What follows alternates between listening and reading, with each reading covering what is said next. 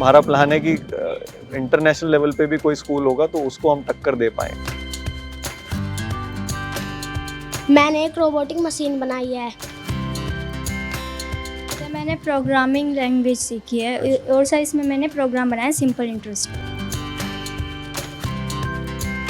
ये टेलीस्कोप हमने इसलिए रखा है क्योंकि ये एक ऐसी चीज़ है जो मतलब पूरी सोसाइटी को कनेक्ट कर सकती है। Sir I want to become an IPS officer. IPS officer. किसी के मन में जिज्ञासा आ जाएगी और गांव से निकला कोई आदमी एपीजे अब्दुल कलाम बनेगा।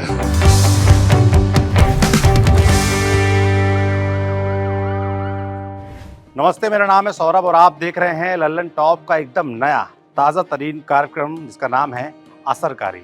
असरकारी शब्द का नाम सुनकर आप सोच रहे होंगे कि क्या कहानी है इसके पीछे की।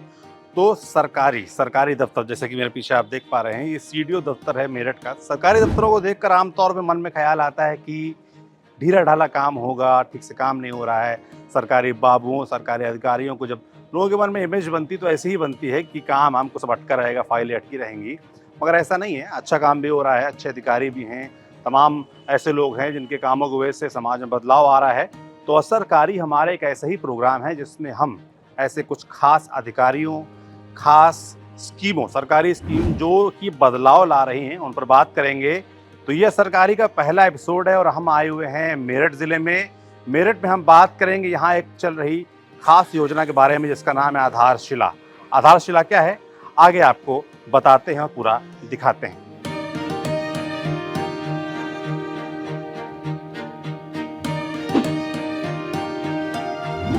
पर आइडिया क्या था, शुरुआत कैसे हुआ, क्या मन में आया कि ये करना है, ये करना चाहिए?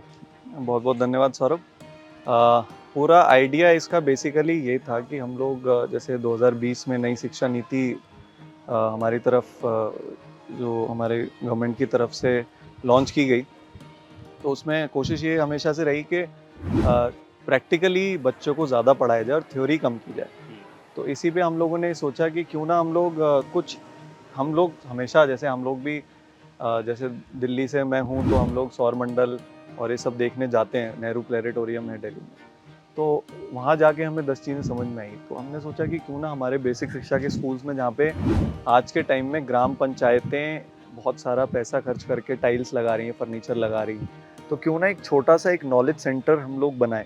एक नॉलेज सेंटर जहाँ पे जो भी बच्चा अपनी किताबों में पढ़ रहा है या जो भी टेक्नोलॉजी आज के टाइम पे लेटेस्ट पूरा वर्ल्ड, जो पूरी दुनिया चला रही है टेक्नोलॉजी, चाहे वो आपकी बुलेट ट्रेन्स हो, चाहे वो आपके स्मार्ट वॉच में, आपके फ़ोन में, आपके टेलीविज़न में स्मार्ट जो वर्ड है आर्टिफिशियल इंटेलिजेंस हो, चाहे वो आपका जो हर चीज़ आप लोग जिसको यूज़ करते हैं अपने फ़ोन्स में, अपने कंप्यूटर्स में, अपने गैजेट्स में कंप्यूटर प्रोग्रामिंग हो, तो उसका एक आइडिया बच्चों को एक्सपोजर दिया जाए। स्पेशली जो हमारे सरकारी स्कूल के बच्चे हैं, जो हमेशा जिनके दिमाग में और जो आम जनता के दिमाग में भी ये एक धारणा है कि प्राइवेट स्कूल में ही भेजना है बच्चों को, या प्राइवेट स्कूल के बच्चे हमेशा आगे होते हैं, तो उस एक धारणा को तोड़ने के लिए, बच्चों को स्कूल की तरफ अट्रैक्ट करने के लिए, वहाँ होल्ड करने के लिए और उन बच्चों को एक सेम पेडेस्टल, एक सेम स्टैंडर्ड देने के लिए, चाहे वो मैं समझता हूँ कि हमारा प्लान है कि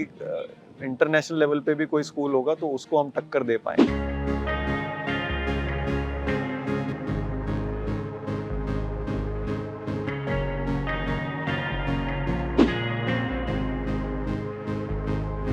ये एक हम लोगों ने ड्रीम वॉल बनाई है। ये ड्रीम वॉल हम इसको बोलते हैं, और इसमें आप देखेंगे कि जो भी बहुत अच्छे, या जो हम समाज में जिनको बोलते हैं कि एक्सेप्टेबल या बहुत डिज़ायरेबल प्रोफेशंस हैं, उनका एक हम लोगों ने एक छोटा सा ब्रीफ यहाँ पे बनाया है, और बच्चे इसको देख कर के बहुत उत्साहित होते हैं, प्रोत्साहित होते हैं, और वो अपना मतलब आज से ही वो क्लियर हो जाते हैं कि हमें भविष्य में ये करना है, ये करना है। एक बार पढ़ के बता देता हूँ क्या क्या लिखा हुआ है। I want to become a businessman, I want to become a doctor, army officer, engineer, scientist, IAS officer, entrepreneur, musician, pilot और IPS ऑफिसर। इतने प्रोफेशंस यहाँ पर लिखे। आप लोग पढ़ते हैं, समझते हैं इन चीज़ों को सब लोग?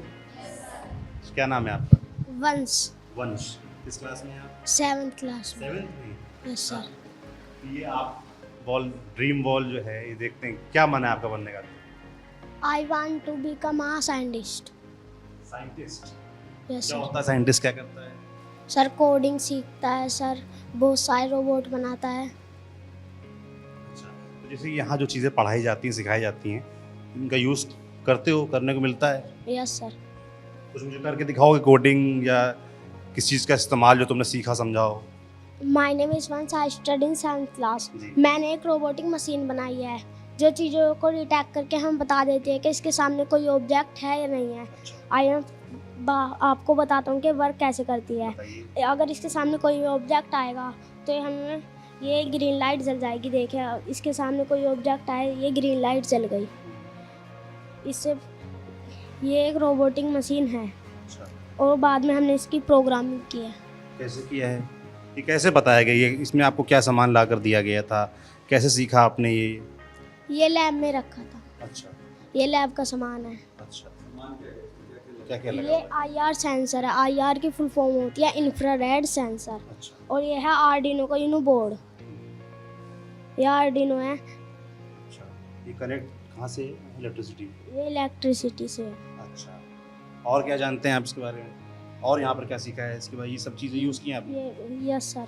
क्या होता है इसका सर ये यूज़? भी हमने रोबोटिक कार बनाई है जो चीज़ों को ट्रैक करके अपनी डायरेक्शन चेंज कर लेती है। अच्छा, हमने इसमें आर्डिनो का यूनो बोर्ड लगाया है, मोटर ड्राइवर लगाया है, IR सेंसर लगाया है और बैटरी लगाई है और मोटर्स लगाए हैं। और इससे सामने कोई भी ऑब्जेक्ट आता है तो अपनी डायरेक्शन चेंज कर लेती है। अच्छा। हमने इसमें IR चालू में चलता है ये? आर्डिनो प्रोग्रामिंग लैंग्वेज में हमने इसका कोड लिखा है। कोड में हमने इसको बताया कि इसके सामने कोई भी ऑब्जेक्ट आने पर पहले ये रुकेगी, उसके बाद बैक जाएगी, उसके बाद मुड़कर निकल जाएगी। आइए मैं आपको इसे चलाकर दिखाता हूँ।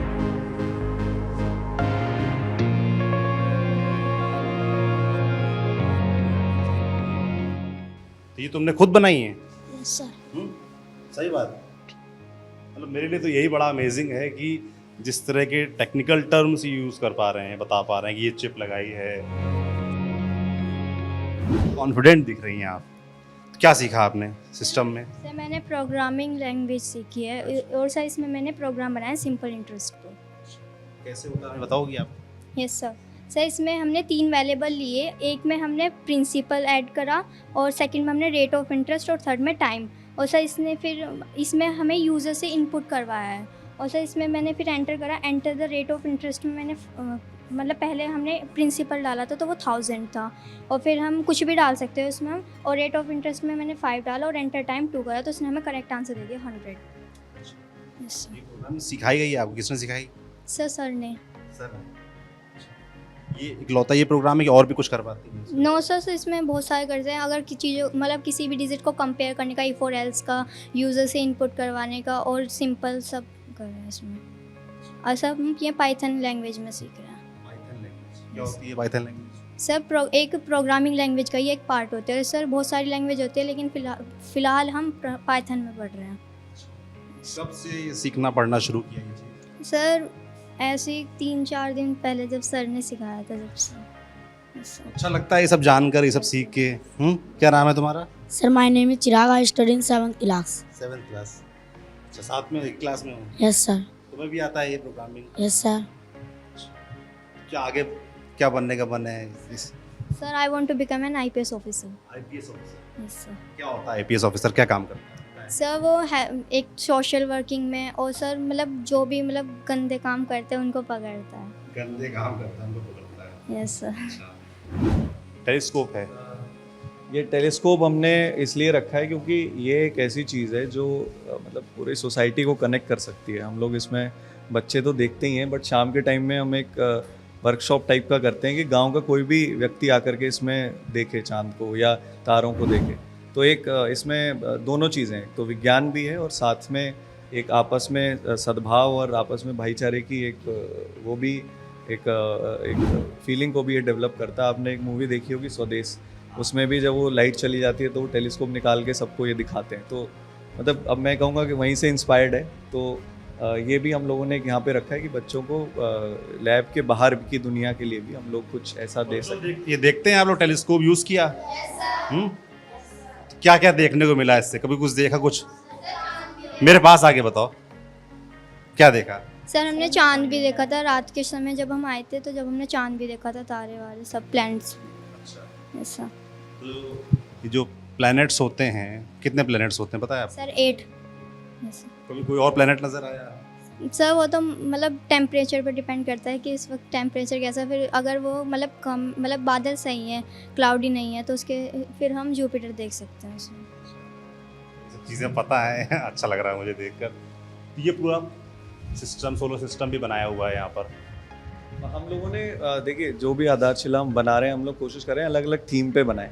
तो अब जैसे यहाँ पे हर चीज़ के बारे में आपको अगर किसी भी बच्चे से आप पूछेंगे तो दीवार पे क्या क्या है, पीरियोडिक टेबल क्या है, सोल्डरिंग असेंबली क्या होता है, सेंसर्स क्या हैं, आपके फाइटर जेट में मोटा मोटा क्या रहता है। मतलब आई एम नॉट सेइंग कि बहुत डिटेल्ड इसमें नहीं होगा, बट बच्चे को इतना पता होगा कि बेसिक चीज़ें जो हमें भी नहीं पता होंगी। तो ये सब चीज़ें, अब जैसे आपने बच्ची ने बोला कि साहब टेम्परेचर पे डिपेंड करता है, तो वो चीज़ मतलब ऐसा है कि जनरल लोगों को नहीं पता है कि टेम्परेचर पे डिपेंड करता है कि आपको क्या दिखेगा क्या नहीं दिखेगा, आसमान साफ होगा या नहीं। इन चीज़ों से उनका सामना हो पा रहा है, ये वो एक्सपोजर वाली बात कि वो देख पा रहे हैं, समझ पा रहे हैं, फिर तो किसी के मन में जिज्ञासा आ जाएगी तो वो 10 चीज़ और गांव से पूछेगा। निकला कोई आदमी APJ अब्दुल कलाम बनेगा। उद्देश्य यही है कि जब ये बच्चे बड़े हों और हम भी कहीं हों और यहाँ के टीचर्स भी कहीं हों, तो जब ये वापस आएँ तो मतलब वो ये देखें, अगर एक बच्चा भी इनमें से सोचिए कि कोई IIT पहुँच जाता है, कोई साइंटिस्ट बन जाता है, तो वो 10 जगह ये बताएगा कि मेरे गांव में ऐसी लैब है जहाँ से मैंने पहली बार वहाँ देखा था। तो उद्देश्य यही है इसका। ये तमाम मॉडल्स रखे हुए हैं। कोई बच्चा मुझे बताया कि इन मॉडल्स के बारे में तुम बताओगी, क्या नाम है? My name is Anjali. Anjali. Yes sir, बहुत अच्छा नाम है आपका, अंजलि। Thank you. क्या मॉडल्स रखे हुए हैं बताएंगे आप? सर ये ग्लोब है, ये ग्लोबल वार्मिंग है। और ग्लोबल वार्मिंग क्या होता है? ग्लोबल वार्मिंग ग्लोबल वार्मिंग जो है वो हमारे व्हीकल्स के बारे में और पोल्यूशन के बारे में बता रहा है। Yes, sir। इस मॉडल के थ्रू क्या बता रहे हैं?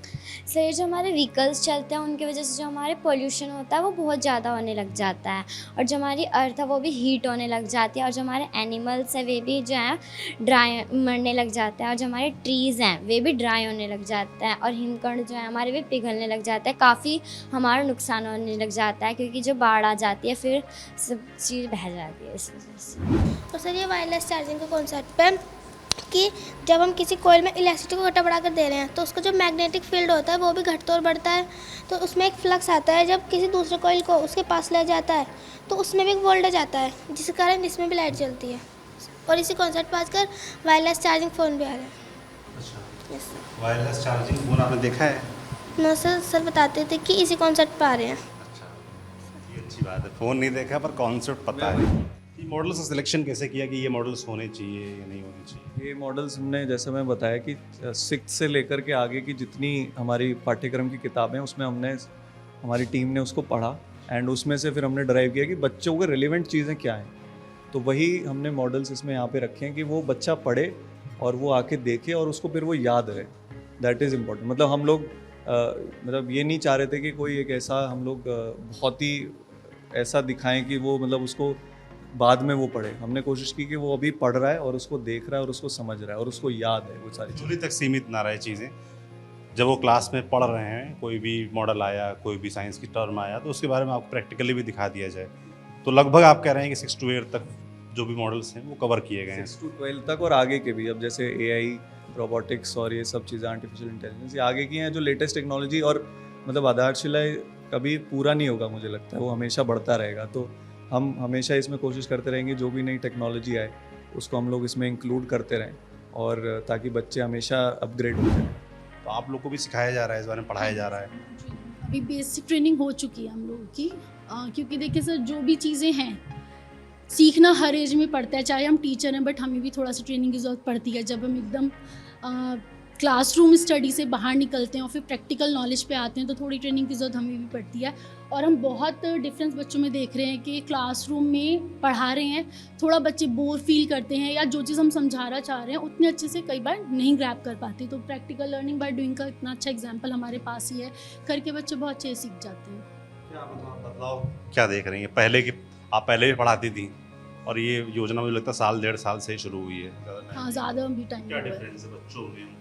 सब बच्चे ज़्यादा इंटरेस्ट ले रहे हैं और चीज़ें ज़्यादा लॉन्ग टाइम तक उन्हें याद रहती हैं। हम एक बड़े परेशान रहते थे ना कि करा और भूल गए, बार बार अब चीज़ें बतानी नहीं पड़ती, जो चीज़ उन्होंने कर ली उनको याद रहती है। और ये बच्चे जो और स्कूल्स के बच्चे आते हैं, प्राइवेट स्कूल्स के बच्चों की भी विजिट होती है, हमें ज़रूरत भी नहीं पड़ती एक्सप्लेन करने की, ये बच्चे ही उनको चीज़ एक्सप्लेन कर देते हैं। बहुत बड़ा टर्म जिज्ञासा, तो इन लोगों के मन में जिज्ञासा जाग रही, सवाल पूछते हैं आप लोगों से? हाँ जी, बिल्कुल सर। हाँ जी, अब ये बच्ची है, इसको अबेकस देख रही है यहाँ रखा हुआ है कि मैम मुझे बता दो, मतलब मैं एक्चुअली यहाँ मैथ्स टीचर हूँ, कि मैम मुझे अबेकस अब बताइए। तो सुबह से लगी हुई आज इसमें, इसको मैंने सिखाया है, सुबह ही ऐसे बताया, तो प्रैक्टिस कर रही है अबेकस की सुबह से। ये क्या सीखा आपने, क्या नाम है आपका? My name is Nikki, I study in 6th class. मैं आज आपको अबेकस के बारे में बताऊँगी। हम अबेकस, हम कोई एक संख्या लेंगे, ये हमेशा हम पीछे की संख्या से स्टार्ट करते हैं, तो हम ये 7 लेंगे, पहली संख्या में हम 7 लेंगे, तो ये अब जो 2 बचा है हम यहाँ पे 2 लेंगे। और जो हमारा 5 है, हम पहली संख्या में 5 लेंगे। अब यहाँ पे ये है कि यहाँ पे 5 कैसे लेंगे, यहाँ पे तो 3 है, तो अब हम 3 लेंगे, फिर से हम बैक करके यहाँ पे एक पॉइंट बढ़ा लेंगे, और यहाँ पे जो 3 में जो 2 बचा था वो हम यहाँ पे ले लेंगे, और जो हमारा 2 बचा है यहाँ पे हम यहाँ ले लेंगे, तो हमारा हो जाएगा 52। ये आंसर है हमारा। Thank you. करेक्ट आंसर है।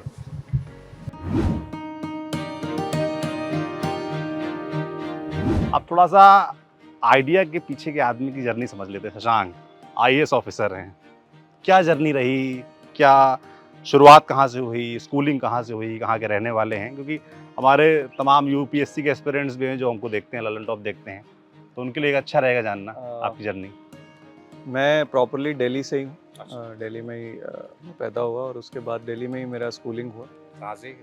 जनकपुरी मेरा निवास स्थान है, वहाँ पे केंद्रीय विद्यालय जनकपुरी से मैंने अपनी पढ़ाई लिखाई पूरी की। केंद्रीय विद्यालय से पढ़े केंद्रीय हुए हैं विद्यालय से। और उसके बाद हम लोगों को, मतलब मुझे हमेशा से मतलब मैं स्टूडियस टाइप का कहें या नर्ड कहें जिसको, कि हमेशा से पढ़ाकू नहीं, मतलब जो मतलब मेरा और बाकी चीज़ों में ज़्यादा इंटरेस्ट नहीं था, तो मुझे हमेशा से लगता था कि एक ही चीज़ है जो आप अच्छे से कर लें तो आपको कुछ ठीक ठाक आपका करियर बन जाएगा या आप बाद में ठीक ठाक सेटल हो जाएंगे। तो फिर हम लोग उसमें ही थे, और फिर हम मतलब जैसे माँ बाप आपको बताते हैं, या हमारा एक टीचर थे मैथ्स के, तो उन्होंने स्कूल में एक दिन एक सवाल दिया, आई थिंक मैं 9th क्लास में रहा हूँगा, तो उन्होंने सवाल दिया तो वो किसी से नहीं बना वो सवाल, तो उन्होंने बोला मैथ्स का सवाल था, तो उन्होंने बोला कि इस क्लास में से कोई बच्चा IIT नहीं जाएगा। अच्छा, नहीं जा पाएगा।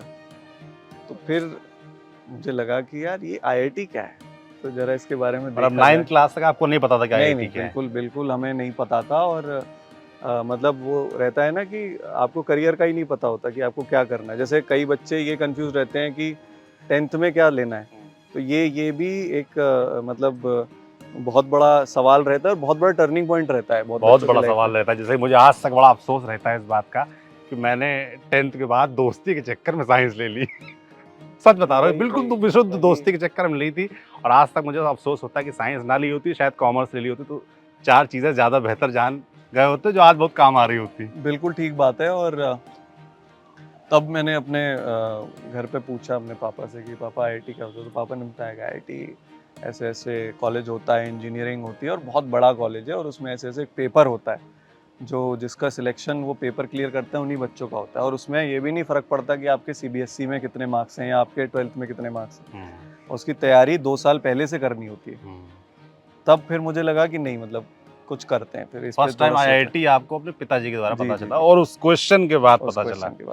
तो बस फिर उसके बाद हम लोग, फिर वो दिमाग में तो था ही हमेशा से, फिर ये भी क्लियर था कि साइंस ही लेना है, IIT करना है, तो फिर कभी मतलब ऐसा कभी सेल्फ डाउट ही नहीं हुआ, कभी लगा ही नहीं। और हमको मतलब शुरू से थोड़ा सा मैथ्स में इंटरेस्ट भी था, तो अच्छा लगा पढ़ने में, सब कुछ ठीक रहा। Finally I landed up. 12th आपने कब पास किया? 12th मैंने 2010 में पास किया। 2000 में। और फिर मैंने जो है वहीं पे कोचिंग की IIT की? हाँ, कोचिंग मैंने की थी। अच्छा। और कोचिंग के माध्यम से, चूँकि वो डिसिप्लिन और एक स्टडी मटेरियल और सारी चीज़ें हैं, तो वो हमको वहाँ से प्राप्त हुआ। और उसके बाद फिर 12th के बाद IIT दिल्ली में इलेक्ट्रिकल इंजीनियरिंग वहाँ बोलते हैं, उसके अच्छा। अंदर सारे जैसे इलेक्ट्रॉनिक्स भी इंजीनियरिंग किया। हाँ, फिर हमारे पिताजी ने कहा कि करना है, तो हमने कहा कि नहीं, हम तो फिर नौकरी वोकरी करेंगे। तो उसके बाद फिर मैंने जब प्लेसमेंट हुआ, फिर मैं जॉब पे गया एंड फिर वही मतलब IITs निकले, प्लेसमेंट हो गया। हाँ हाँ, तो प्लेसमेंट हो गया। उसके बाद फिर वही 4-5-6 बड़ा महीने चाव आता है IIT वालों से प्लेसमेंट में कितना पैसा मिला पहले प्लेसमेंट पूछने का। नहीं, ज़्यादा नहीं था, अच्छा। मतलब ठीक था, जो एवरेज प्लेसमेंट था, इतना कुछ ज़्यादा नहीं था। बट ये था कि काम में इतना काम भी अच्छा था, बट वो था ना कि आपको कुछ कि अभी वो करने को मिला नहीं कि जो ठीक है। अभी तो जैसे हमारे कई दोस्त, चलो कुछ लोग तो यूपीएससी की तैयारी कर रहे थे, कुछ MBA करने चले गए, कुछ बाहर चले गए। तो हमें भी लगा कि कुछ तो करेंगे, कि मतलब MBA करेंगे या PG करेंगे या GRE देंगे, GMAT देंगे, कुछ तो करेंगे। लेकिन फिर ये फाइनली हुआ कि नहीं, ठीक है। और एक दिन हमारे वहाँ पे एक हमारे कलीग के जानने वाले थे, वो IPS थे। अच्छा। तो वो आए, तो फिर उनके साथ हम लोगों ने पूरा देखा पैराफर्नेलिया, और फिर उसको देख के बड़ा प्रभावित हुए। उसको देख के बड़ा लगा कि नहीं, कि मतलब ये जरा देखें ये कौन सी नौकरी है। बड़ा जल जला है भाई, बड़े अर्दली घूम रहे हैं अगल बगल, तो बड़ा कि पुलिस है। ऐसी भी कोई नौकरी होती है। आप समझिए ना, मिडिल क्लास के बच्चे और मिडिल क्लास के हम लोग हैं, और हम लोगों को अगर मतलब ऐसा दिखे कि नहीं, मतलब और शॉर्टेस्ट टाइम में अगर आपको करना है, तो हमें लगा कि नहीं, ठीक है, देखते हैं, पढ़ते हैं इसके बारे में। फिर इनिशियल ये था, फिर उसके बाद मैंने पढ़ा बहुत कुछ कि IAS क्या होता है, IPS क्या होता है, UPSC क्या होता है। देन आई रियलाइज कि बहुत ही मल्टी पैराडाइम टाइप का एक जॉब है। और उसमें मतलब मैंने अपने UPSC इंटरव्यू में भी यही बोला था, जब वो हमेशा आई थिंक 80% जनता से पूछा जाता है कि आपका क्यों आप IAS या UPSC देना चाहते हैं, तो मेरा जो जवाब था वो सच था। और उसी के लिए मैं मतलब जब भी आप जैसे जो एस्पिरेंट्स देख रहे हैं, उनको भी मैं ये बताना चाहूँगा कि जब आपको लगे ना कि बेड से उठने का मन नहीं करता, जब आपको लगे कि यार आज बस आज नहीं करना, या आपको लगे चलो पार्टी करके आते हैं, कुछ करते हैं, तो वो एक रीज़न ज़रूर ढूंढ लीजिए। जैसे मेरा रीज़न था कि ऐसी कोई नौकरी करनी जिसमें यार रोज़ कुछ नया हो, या ऐसी कोई नौकरी करनी है कि 1 साल मैंने कोई असाइनमेंट कर लिया, फिर कुछ असाइनमेंट, फिर कुछ असाइनमेंट। तो यही रीज़न था कि बहुत ही मल्टी डिसिप्लिनरी जॉब है ये। एक मोटिवेशन तो ढूंढ लिया कि क्यों करना जी है। जी। फिर क्या हुआ, आपने अटेम्प्ट दिया, पहला अटेम्प्ट? तो हाँ, मैं वही बता रहा था कि मेरा हमेशा से ये डाउट था, क्योंकि मैं मतलब आर्ट्स से नहीं हूँ मैं। बहुत ज़्यादा मुझे जैसे, क्योंकि जनरल साइंस आता है पेपर में, जनरल नॉलेज आता है, तो मेरा वो कोई सब्जेक्ट रहा नहीं कभी। तो मुझे बड़ा ही डाउट था कि ऑप्शनल क्या लिया जाए। तो मुझे काफ़ी लोगों ने बताया कि आप पबेड लीजिए, आप ज्योग्राफी लीजिए, छोटा सिलेबस है, जल्दी हो जाएगा, जनरल स्टडीज़ में हेल्प मिलेगा। तो तब हम लोगों ने या मतलब मैं जब भी बैठता था किसी के साथ, या मैं ऑनलाइन बहुत रिसर्च करता था कि जो टॉपर्स हैं उनके इंटरव्यूज़। देन आई रियलाइज्ड कि देखो, सिलेक्शन या सक्सेस तभी मिलेगी जब मुझे इंटरेस्ट है उस चीज़ में। मैं कुछ और लेके बैठ जाऊँ तो कोई फ़ायदा नहीं। एंड जितना सिलेबस आसान हो जाता है या जितना सब्जेक्ट छोटा हो जाता है, एक्चुअली वो उसका कंपटीशन उतना बढ़ जाता है। अगर पबेड छोटा है तो सबके लिए छोटा है, तो उसमें आपको ज़्यादा लोगों से कम्पीट करना है। तो इसलिए जो भी एस्पिरेंट्स हैं वो ज़रूर देखें कि ऑप्शनल उन्हें क्या लेना है। तो मैंने वही ऑप्शनल, मैंने जो जिसमें मुझे इंटरेस्ट था, मैथमेटिक्स मैंने ऑप्शनल लिया, and I could get through UPSC in my first attempt. और उसमें फोड़ दिया आपने। और क्या ये रैंक बहुत रही? बहुत बड़ा रीज़न इसमें लक भी होता है। फॉर्चुनेट था मैं, मतलब हर तरीके से मैं भाग्यशाली था। और मैं आज भी ये समझता हूँ कि जो लोग बाहर बैठे हैं, बहुत सारे मुझसे कहीं ज़्यादा कैपेबल हैं, मुझसे कहीं ज़्यादा विद्वान हैं, मुझसे कहीं ज़्यादा मेहनती हैं, बट जस्ट बिकॉज कि उस दिन उनका भाग्य नहीं रहा, या भगवान ने उनके लिए और कुछ अच्छा सोच रखा है, तो वो नहीं आ पाए। तो कभी डिस्करेज होने की ज़रूरत नहीं है। हमेशा ये सोचिए कि अगर आप मेहनती हैं तो आप कहीं भी जाएंगे, आप अच्छा करेंगे। तो जो एस्पिरेंट्स ये सोचते हैं कि मल्टीपल अटेम्प्ट्स हो गए, नहीं हो रहा है, या कुछ कमी उनमें है, तो कमी उनमें नहीं है। आप बस ये समझ लीजिए कि आपका वो दिन नहीं था, बस तो इतनी सी छोटी सी बात है। और इसमें कोई किसी की इंडिविजुअल कैपेबिलिटीज़ का इसमें कोई प्रश्न ही नहीं है। क्या रैंक रही आपकी? मेरी 130 रैंक थी। 2016 का जो CHC सिविल सर्विस एग्जामिनेशन होता है उसमें।